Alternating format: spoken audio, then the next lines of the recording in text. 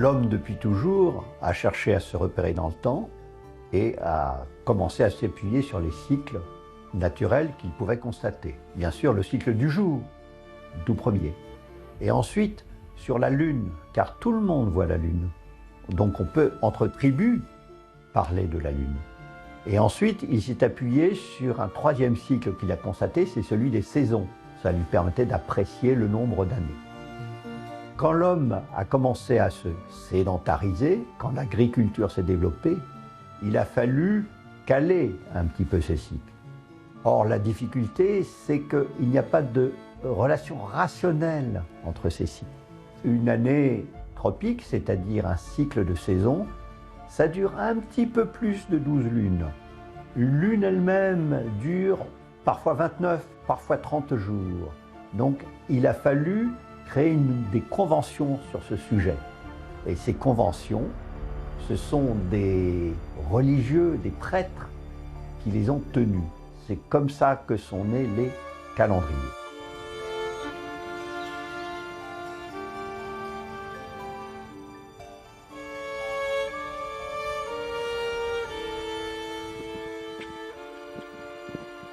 Un calendrier, en somme, c'est un glossaire pour désigner les différentes unités de temps, mais c'est aussi une autorité pour les imposer à l'ensemble du peuple.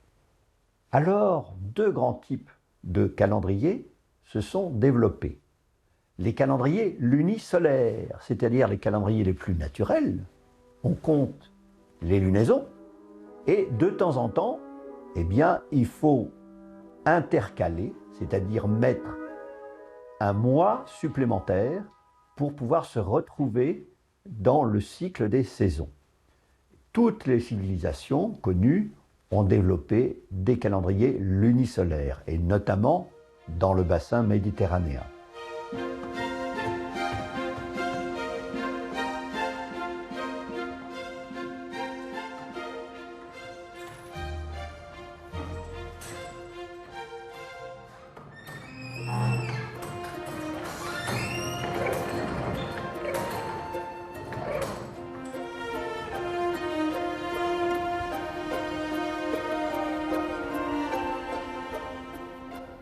Voilà la grande lunette de Camille Flammarion, notre fondateur de la Société astronomique de France.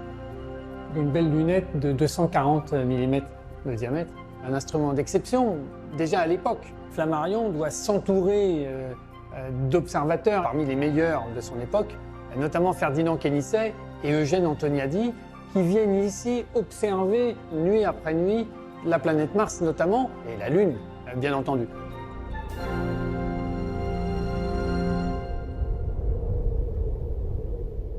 Les Grecs ont beaucoup développé le calendrier lunisolaire et sont arrivés à la conclusion qu'il fallait utiliser un cycle qui est assez connu des scientifiques sous le nom de cycle de Méton.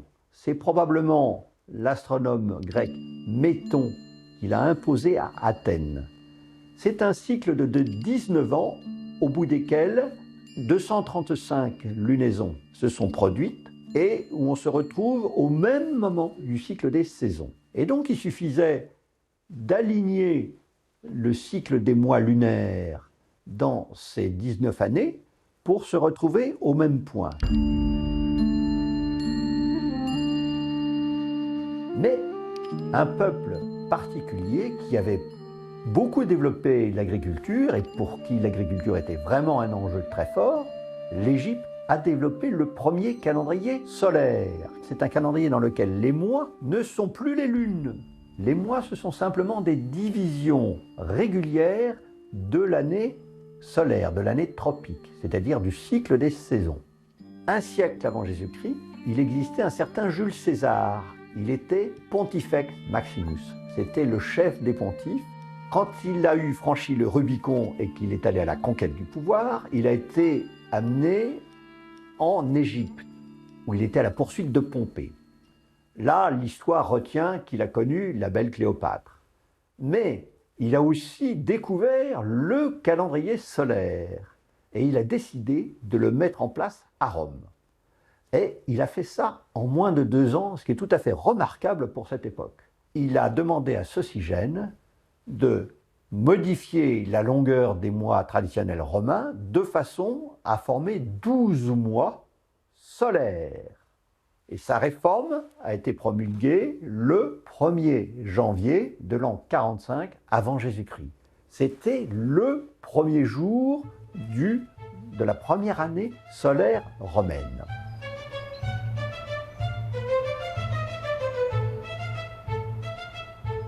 Alors voici donc le télescope d'Eugène Antoniadi qui vient observer de manière extrêmement régulière ici. Donc grâce au télescope d'Antoniadi, Ferdinand Quénisset, Camille Flammarion vont pouvoir observer nuit après nuit la Lune, Mars, les planètes du système solaire et comparer le résultat entre le télescope et la grande lunette. Et en fait, le télescope se révèle un petit peu meilleur que la grande lunette. Et donc on va observer ce soir la Lune avec le télescope d'Antoniadi qui est un instrument magnifique.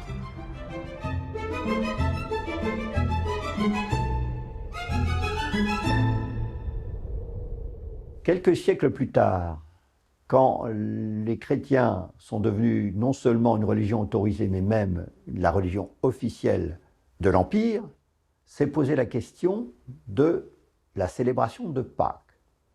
Pâques, dans un calendrier lunisolaire, c'est très simple. C'est le 14 d'Isan, c'est le 14 du mois de l'équinoxe de printemps.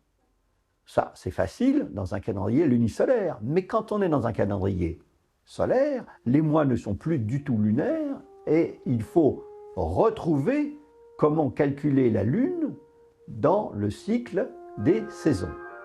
Au concile de Nicée, 325 après Jésus-Christ, il y a eu des discussions et on a fini par décider que Pâques d'abord tomberait toujours un dimanche, ce qui n'était pas du tout évident. On voulait faire tomber Pâques le jour même de la pleine lune. Eh bien, on a dit que Pâques tomberait toujours le dimanche et le dimanche devait suivre la pleine lune, c'est-à-dire le 14e jour de lune qui tombait à l'équinoxe, soit le 21 mars, soit juste après.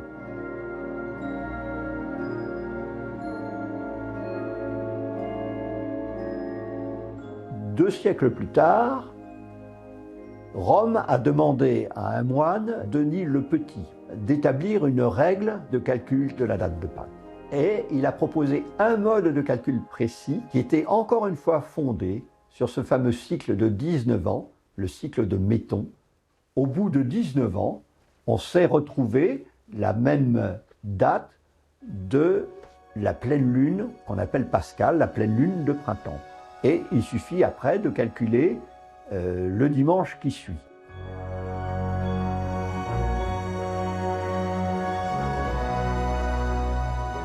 L'Église orthodoxe, pour calculer la date de Pâques, s'est appuyée sur des tables pascales de Denis le Petit. Les tables pascales, ce sont tout simplement des tables qui disent, pour une année, à quel moment tombe la date de Pâques.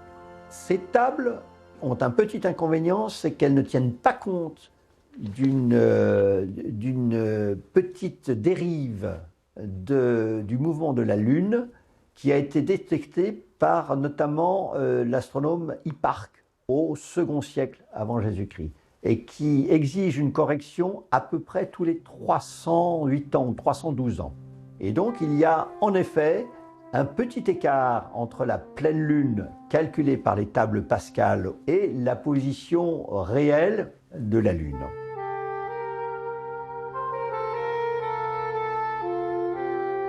Et donc, cela fait que pour le calendrier julien, les équinoxes ont continué de dériver. Et aujourd'hui, l'équinoxe de printemps arrive à peu près le 5 ou 10 avril.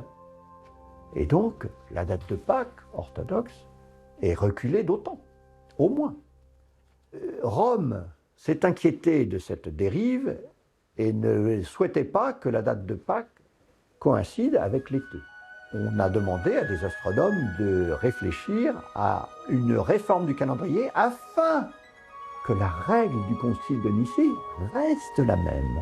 Et des astronomes ont proposé finalement d'éliminer une dizaine de dates à l'époque. Et c'est ce qui a été fait en octobre 1582. Il a suffi de dire que de temps en temps, une année qui aurait dû être bissextile ne serait pas bissextile. Alors ce sont les années de 100, notamment 1700, 1800 et 1900 n'ont pas été bissextiles. En revanche, 2000 l'a été, car 2000 est une année multiple de 400. Et donc, telle est la nouvelle règle proposée pour le calendrier grégorien.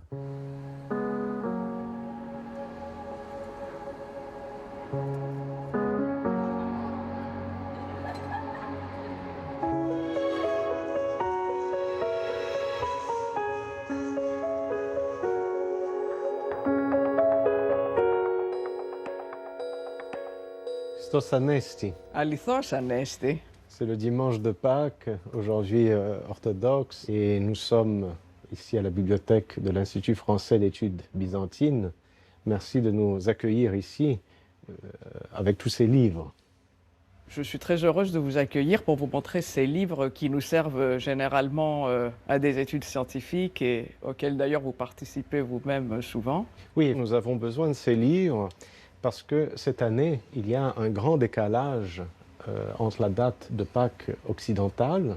Les chrétiens occidentaux ont fêté Pâques le 4 avril dernier et nous, les orthodoxes, fêtons Pâques en ce dimanche 2 mai. Pourtant, nous devrions théoriquement fêter Pâques le même jour, puisque c'est le premier concile écuménique, Nicée, l'an 325, qui a fixé la manière de calculer la date de Pâques. Le premier dimanche, après la pleine lune, après l'équinoxe du printemps. Alors c'est intéressant, c'est que le concile de Nicée n'a pas fait référence ni à la Pâque juive, ni au calendrier juif, ni au calendrier julien qui était à l'époque en utilisation partout dans l'Empire romain, mais a fait référence à des moments astronomiques. L'équinoxe du printemps, c'est-à-dire c'est le jour de l'année où la journée est aussi longue que la nuit. C'est quelque chose que l'on peut observer de nos yeux. De même, la lunaison, la pleine lune, c'est quelque chose qui apparaît dans le ciel et que l'on peut observer.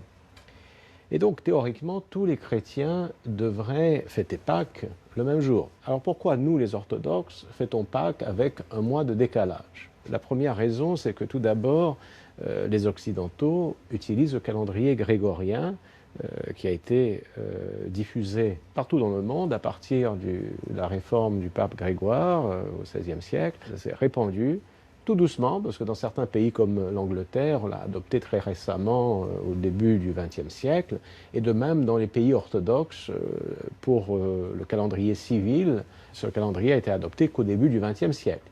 Mais sinon, l'Église orthodoxe continue d'utiliser le calendrier julien, qui a actuellement 13 jours de décalage par rapport au calendrier grégorien. Mais c'est encore plus compliqué, et c'est là que nous avons besoin de tous ces livres, parce qu'en fait, l'Église orthodoxe, pour les lunaisons, n'utilise pas les données astronomiques d'aujourd'hui, mais utilise des tables de Pascalie que l'on trouve dans des manuscrits. Alors, vous avez été très gentil ici, vous nous avez amené, sorti de la réserve, ce magnifique manuscrit. Pourriez-vous en dire quelques mots? C'est un manuscrit qui date de 1672. Ce manuscrit est un homocanon, donc il y a toutes sortes de choses qui règlent la vie de l'Église, voilà, exactement. Et puis, entre autres, nous avons aussi une table pascale pour la détermination de la date de Pâques pour chaque année. Ce sont des calendriers perpétuels.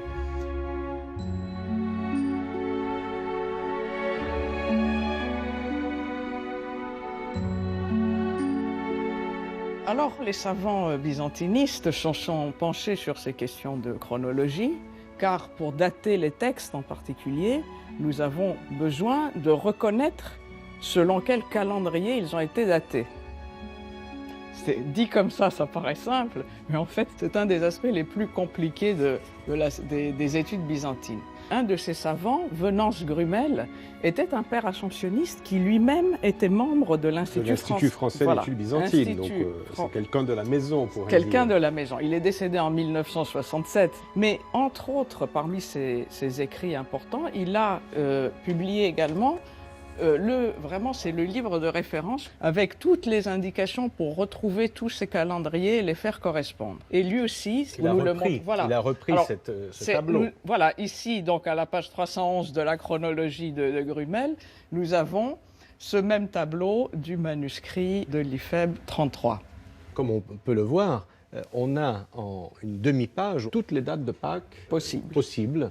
Alors le problème, et c'est un des problèmes aujourd'hui, c'est que les dates qui sont prises en compte pour les lunaisons ont un décalage par rapport à la réalité astronomique.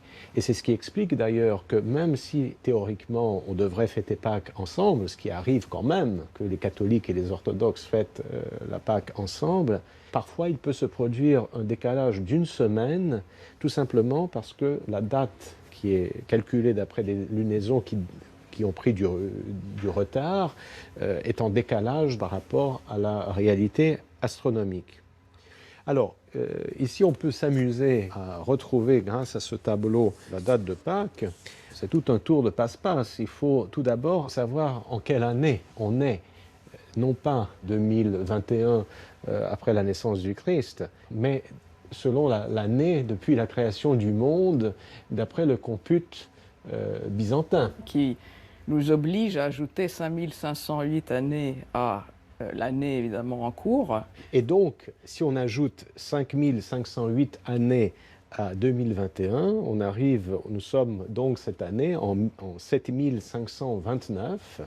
Et donc, pour déterminer la date de Pâques, nous devons retrouver l'année du cycle lunaire et l'année du cycle solaire.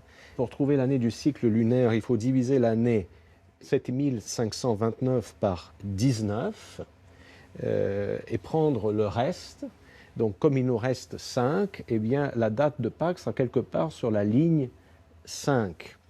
Et il nous faut déterminer l'année du cycle solaire. Pour ce faire, il faut diviser l'année 7529 du compute byzantin par 28 et prendre le reste. Il nous reste 25. Et donc, quelque part, 25 est ici.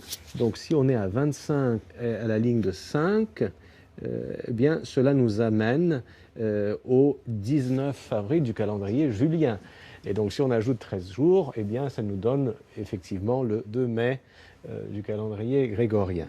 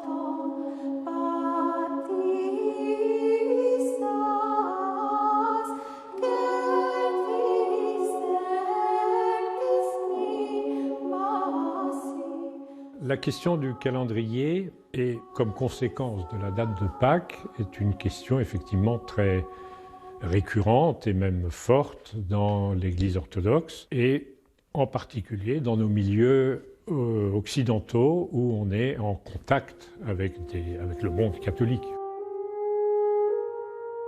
Pourquoi les orthodoxes restent dans cette situation, sachant que le calendrier julien retarde par rapport à la nature? Alors, les réponses sont multiples. Moi, je pense qu'on a peur de changer la tradition. Il y a eu des changements de la tradition, donc en Russie en particulier, la réforme niconienne, qui a été une catastrophe. Alors cette réforme, je ne vais pas rentrer trop dans le détail, Nikon, il était métropolite de Moscou, à son époque, on voyait qu'il y avait un certain nombre de textes, par exemple, qui n'étaient pas corrects. C'était des textes qui étaient recopiés à la main et il y avait des erreurs. Et il y a aussi des usages populaires qui avaient évolué avec le temps en Russie. Et donc le métropolite Nikon a voulu corriger ces éléments. Il l'a fait de façon un peu autoritaire. Et ça a créé une scission dans l'Église russe. Il y a les vieux croyants qui sont restés fidèles à la tradition ancienne, à l'usage ancien, je dirais.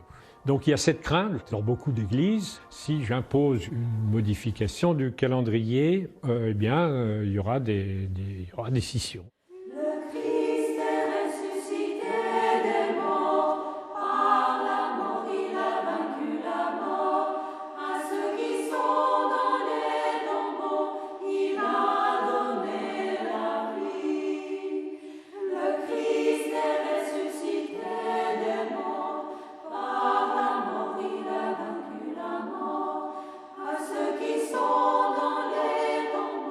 Les orthodoxes posent cette question, que faire pour que les catholiques, les orthodoxes et tous les chrétiens fêtent Pâques le même jour?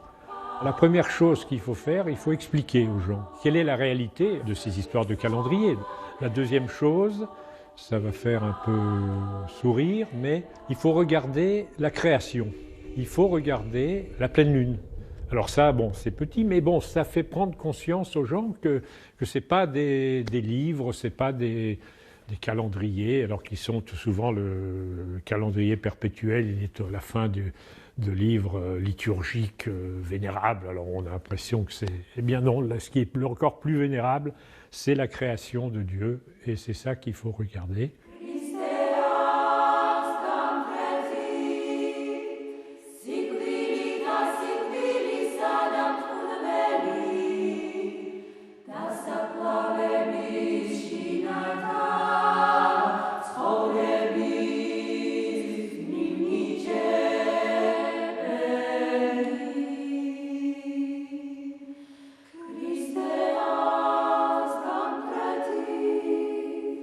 Sic